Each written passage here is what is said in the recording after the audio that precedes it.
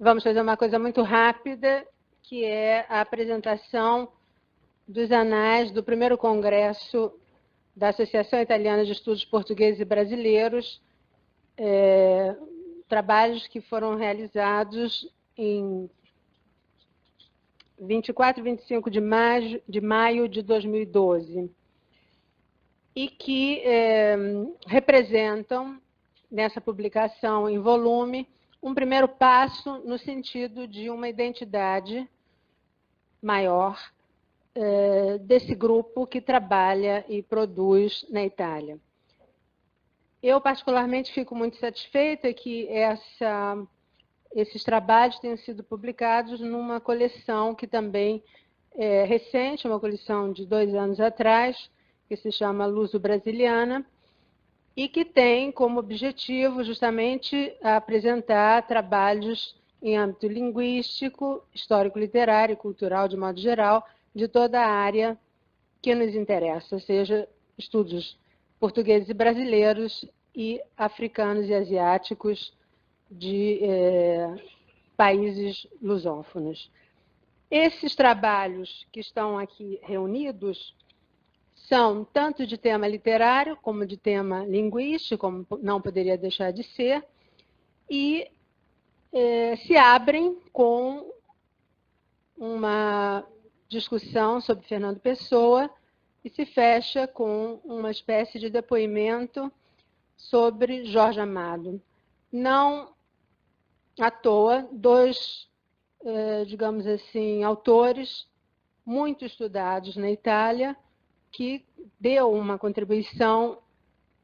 de vários estudiosos em vários aspectos, não só do ponto de vista filológico, mas crítico-hermenêutico, do ponto de vista da tradução, que continua ainda até hoje, como é o caso de colegas que apresentarão trabalhos sobre Fernando Pessoa nesse congresso. De modo que o volume se abre com O Poeta é um Fingidor, Paradócio e Modernità,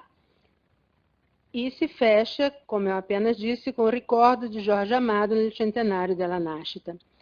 Portanto, do ponto de vista dos trabalhos literários, Jorge de Marques apresentará 3 fados de Jorge Régio e estudará uma tradução italiana pouco conhecida dos poemas de Deus e do Diabo, confirmando o interesse do modernismo português na Itália, visto na sua totalidade como um fenômeno articulado e complexo que não termina com a geração de Orfeu, mas se prolonga e se completa no grupo que gira em torno da revista Presença.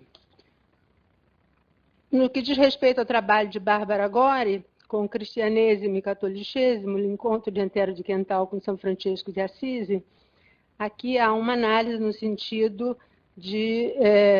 indagar a inquietação religiosa de Antero de Quental, buscando colher no modelo franciscano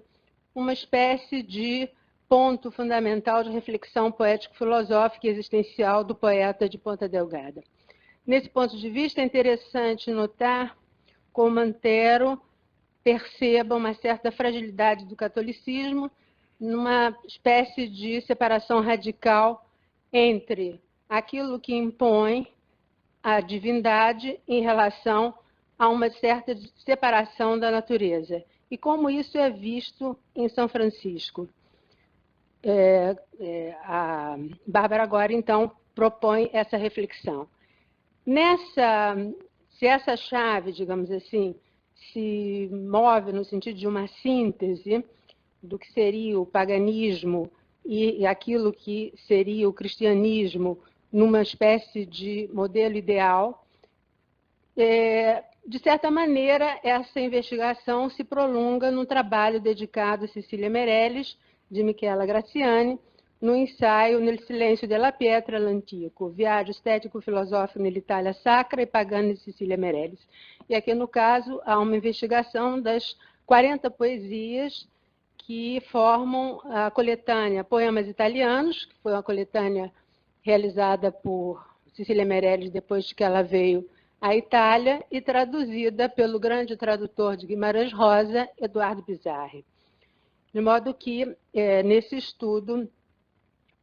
Michela Graziani explora esse corpus da poesia de Cecília Meirelles, que é uma poeta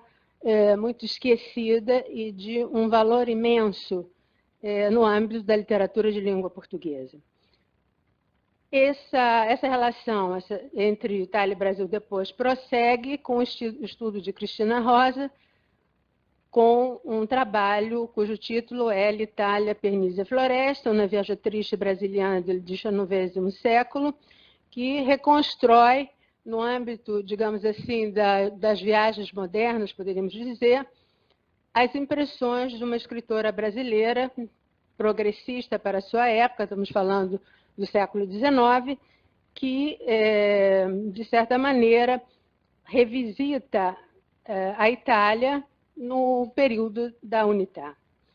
O constante diálogo ítalo-brasileiro, no âmbito da literatura, depois, no trabalho de Vera Lúcia de Oliveira, Histórias para Ninar uma Menina, uma leitura do livro Minha Guerra Alheia, de Marina Colasanti, analisa um livro autobiográfico de uma autora, filha de italianos, que imigra, é uma imigrante italiana no Brasil, uma imigrante bem-sucedida, não é? E Marina Colasanti, que é muito conhecida também como autora de livros para a infância, vem examinada do ponto de vista do seu relato da sua própria infância. Eu esqueci de dizer que o primeiro ensaio, O Poeta é um Fingidor, Paradoxo e Modernità em Funzione, Paradoxo e Modernità, é de Silvano Peloso, e que este ensaio estuda a relação de literatura, filosofia e ciência a partir das muitas máscaras do poeta português. E havia acenado, mas não havia apresentado exatamente o trabalho de Giovanni Ricciardi, que nos apresenta praticamente o seu testemunho no sentido da sua grande frequentação, ou seja, da sua grande relação com Jorge Amado, portanto, o seu relato é um relato de vida, é um relato de um italiano que tem como característica, que teve como característica no seu trabalho como professor, esse contato estreito com escritores brasileiros, como é o caso do Jorge Amado. Eu passaria agora a Simone Celani, que é o outro curador organizador desse trabalho, juntamente com Jorge Demarques, que infelizmente não pode estar aqui presente porque muito gripado, infelizmente também não pôde vir na última hora, então eu peço que Simone me ajude a completar essa pequena exposição. Bem, boa noite a todos. E queria completar esta exposição a professora falou da parte dos ensaios, das contribuições ligadas ao estudo da história literária, que são uma boa apresentação das pesquisas em curso na Itália sobre literatura portuguesa, brasileira, não só. E eu queria falar rapidamente de outras cinco contribuições que são de tema mais linguístico. Na Itália, o estudo da língua portuguesa claramente está bem ligado, não só, mas também muito ao tema de tradução. E então há 3 ensaios que estão ligados a reflexões sobre a tradução fundamentalmente entre português e italiano, e outros 2 que abrangem temáticas linguísticas mais gerais. Em particular, temos a contribuição da professora Sônia de Salomão, cujo título é Tradução e Recepção de Machado de Assis na Itália, a função dos paratextos, e que exatamente estuda a importância de um trabalho sobre a tradução que seja um trabalho também de estudo cultural, histórico-literário, e normalmente tudo isso passa muito, não só para a tradução, mas também para os paratextos, para as notas, para as prefações, os glossários, que são instrumentos fundamentais para a compreensão do processo tradutivo e também da transmissão de uma língua, de uma cultura para uma outra. E através do confronto entre traduções diferentes do texto de Machado, ela estuda exatamente isto. Depois já a minha contribuição também, posso falar rapidamente também. Não é? Não, se quer falar... De falar de si próprio. A contribuição do Simone, muito interessante, eu sou suspeita, porque trabalhamos juntos e, enfim, temos uma ligação muito grande, como vocês sabem, mas é muito interessante porque trabalha com a tradução no sentido da forma, não é? Então, vendo as traduções de poemas camonianos, fortemente influenciados pelo petrarquismo, como nós sabemos, então ele vai comparar esses poemas petrarquistas, mas não fica apenas em Camões, não é? Vem até Alexandre O'Neill, e apresentando, então, uma grande sequência de textos que passam a ser confrontados, que essa seria a síntese do trabalho. Obrigado. E depois há também a contribuição de Maria Grazia Russo,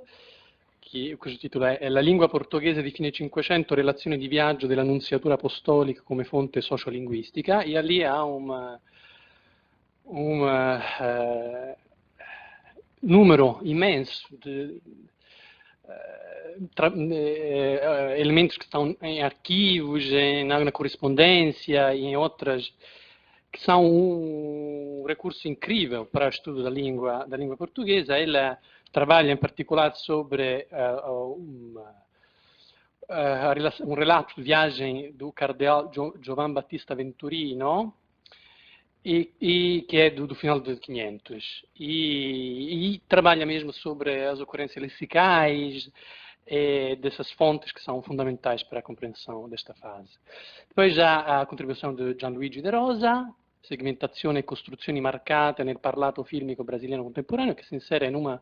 tradição de estudo que ele abriu, muito ampla, que é sobre o trabalho linguístico a partir dos diálogos fílmicos brasileiros, em particular, que são uma fonte também aqui de linguística direta, podemos dizer, muito importante. E, em particular, aqui ele trabalha sobre os fenômenos da focalização, segmentação, ordem marcado, nos diálogos,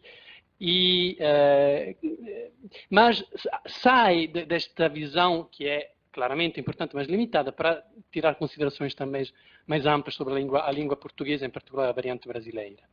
No final, o Federico Bertolazzi fala no seu ensaio, que é Il nome delle cose, tradurre Sofia de Mello Breiner Andersen, fala de umas das suas traduções. Ele traduziu muito poesia, e este trabalho sobre Sofia foi um trabalho importante, e ele faz uma reflexão, seja sobre quais são os percursos, às vezes inéditos, às vezes complexos, para a tradução, para descobrir a história das palavras, porque é isso. E, além disso, também faz uma reflexão sobre o gênero da antologia literária, a antologia da poesia, que é um elemento que, afinal, também justifica uma série de escolhas editoriais também importantes. Eu acho que, em conclusão, nós podemos dizer que há a manutenção de uma fisionomia, digamos assim, de um perfil, de uma identidade italiana nesses trabalhos, no sentido de relacionar língua e cultura com uma forte atenção para o contexto histórico e para a valorização sempre do trabalho, no caso da linguística, de linguística aplicada, e no caso da crítica, de perceber como, digamos assim, esses autores que nós citamos aqui, do ponto de vista literário, são recebidos no contexto italiano, são recebidos não só do ponto de vista, digamos assim, culturais, científicos, hermenêuticos, mas também do ponto de vista linguístico, ou seja, do ponto de vista de uma percepção mais próxima do texto. Acho que, embora sejam o retrato de uma época em grande transformação, nós sabemos que estamos vivendo esse período de grande transformação em todo o mundo e particularmente na Itália, nesse momento, Esses trabalhos apresentam, por um lado, uma dinâmica interna, há muitos